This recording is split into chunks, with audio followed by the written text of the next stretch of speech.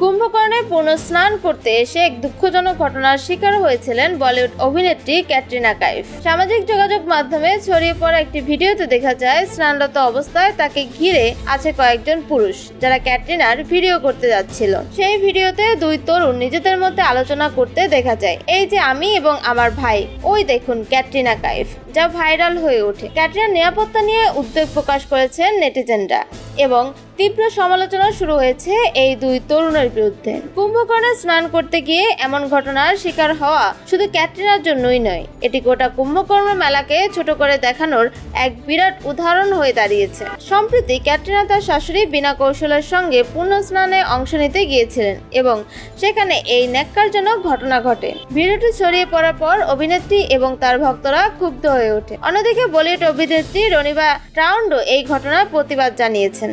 তিনি তার social media প্ল্যাটফর্মে একটি ক্ষুব্ধ পোস্ট করে বলেন, কি জঘন্য!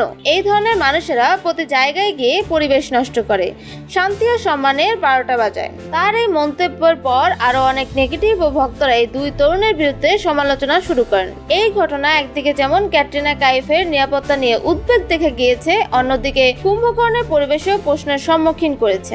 এই ঘটনা সচেতনতা বৃদ্ধি করা এবং নিরাপত্তার প্রতি আরো ব্যবস্থা গ্রহণ করা জরুরি হয়ে পড়েছে।